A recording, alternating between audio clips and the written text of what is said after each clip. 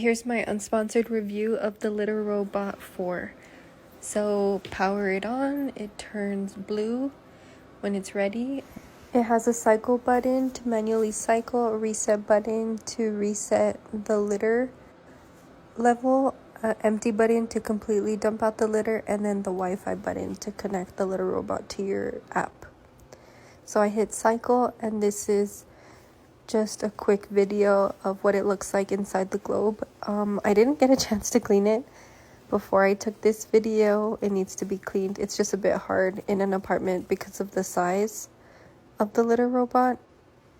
So that is one of the issues that I have, that litter collects there in that little pocket on both sides when it cycles.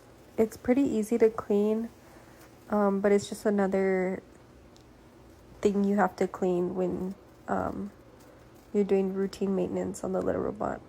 But yeah, I do recommend buying these bags from Amazon. They do sell Litter Robot bags on the website, but I think they're too expensive and you get a lot more with this. So I'm just making sure the bag sits right so that way the door actually closes. And then next, I do recommend the litter hopper. It's not necessary, but it's nice to have. It just dispenses litter when needed. I do highly recommend this though. Like, this is a necessity, especially if you have messy cats. Okay, so now what I don't like about the Litter Robot is that there's these sensors on the bottom of the Litter Robot and they're very finicky. And then there's a sensor at the top on the globe and you have to clean it sometimes. If not, the Litter Robot will completely stop working. It won't cycle. And then I did have an issue where it was the solid blue light with a yellow flashing, and it's basically that the feet are unbalanced. And what I found out was that there was litter stuck underneath the Litter Robot, so I just had to sweep it, and it was causing those sensors to be unbalanced. And then this is just the app that it uses. It's called Whisker, and you can see here there's like a lot of stuff. The main thing that it tells you is how many times your cat goes to the restroom and their weight, so you can keep track of that. And then it gives you notifications when litter is dispensed from the litter hopper and if the Litter Robot's full and how many scoops you've saved. And it also records like when it cycles, when it's complete, when a cat's detected, the weight of the cat detected, and that's how it knows which cat went into the Litter Robot. So there's just a bunch of settings, and yeah, this is pretty much it. I do have a referral code. It's like a friend code. If you want that, comment and I can DM it to you.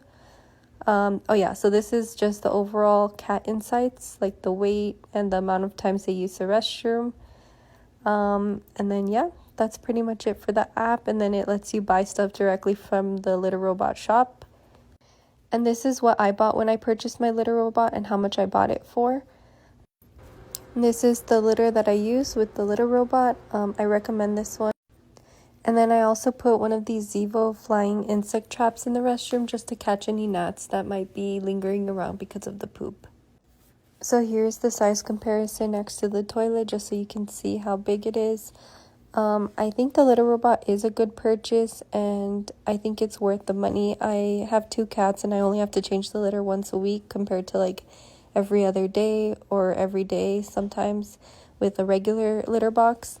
And it does have its issues, like how I explained in the video with the sensors, but it's always fixable and I've never had anything that I couldn't fix myself.